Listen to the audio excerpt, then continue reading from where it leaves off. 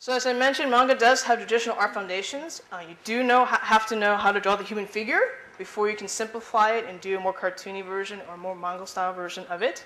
So students will need to know the basic art skills in order to do the manga style. They have to understand where the eyes line up, how the body works in order to abstract it and be more expressive. The manga style allows students to be more expressive, and you've probably seen your students draw the favorite character in a very kind of pose, or they're copying something they've seen already, but they may not understand the underlying structure of how the body works, how the face lines up. So it does allow for expression because your students are already interested in using that style to assess their characters, but they may understand it here.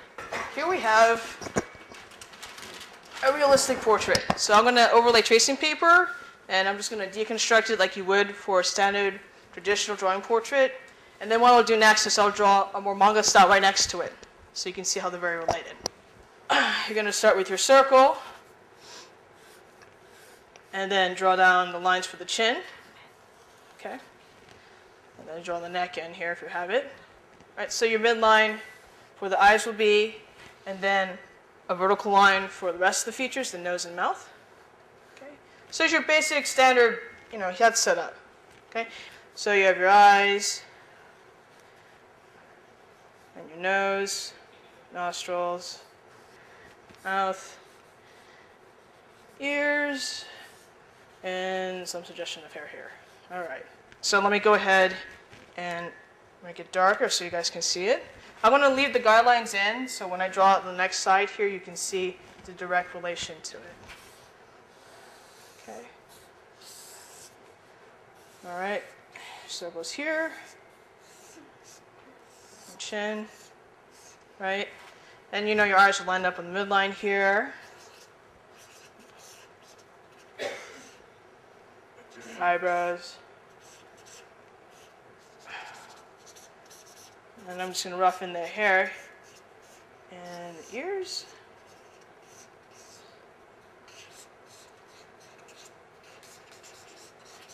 Okay. And the nose. And the mouth. Okay, so there's your generic setup for the head of the person, so you can see how that is. Okay? So I want to draw now a manga version of it, and using this similar kind of setup so you can see how it ties into what your students will be doing. So similar kind of setup, you're going to do the circle first. Okay. All right. I'm very rough. So you have your lines again for the vertical lines for the nose and mouth, and then a horizontal for the eyes. And then your neck. Okay. So now that you notice that, I'm going to draw the eyes in. And the eyes in manga are typically much larger. They tend to be 2 to 3 times larger than your regular eyes. And again, depending what style your students are doing, they will exaggerate, and depending what kind of character it is. So I want to draw the eyes pretty big, though.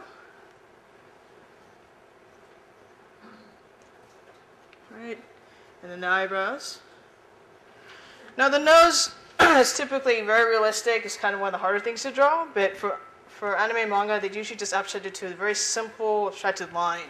And since this is a frontal view, it'll just be like a little line here, and possibly a little triangle shape to indicate some indication of shadow and light. Okay. The mouth is still between the nose and the chin, and the text is smaller.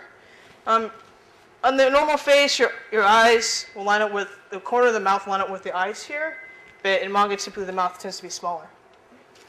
The ears will be the same place, roughly between the eyebrow and the nose width. Okay, and the hair is very stylized. You might say it's gel on overdrive because it's very, very spiky, and I'll do that for you guys here. Okay. Okay, so let me go ahead and ink that for you here so you guys can see. And again, I'll draw through the guidelines so you can compare the difference here.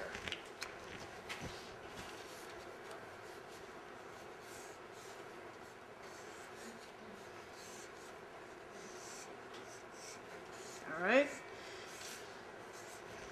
Actually, let me get his hair. But as you see here, it's very abstracted. Okay, it's not, it has this ground in realism, but it's very abstracted in some ways too.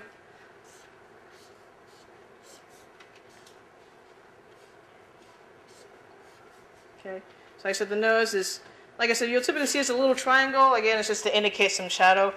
Some anime and manga actually don't even have a nose, depending on which one you're reading. And the mouth will be like this little, right there. Okay. All right. Oh, let me get the guidelines here so you can see how they line up.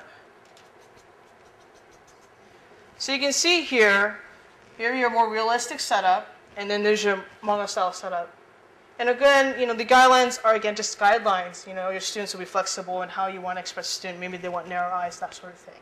But there's space setup. So this is your straight on front of view. So I think Maya, you're going to help me out with doing one with expression. And I'll take this off. All right, so here we have a woman laughing.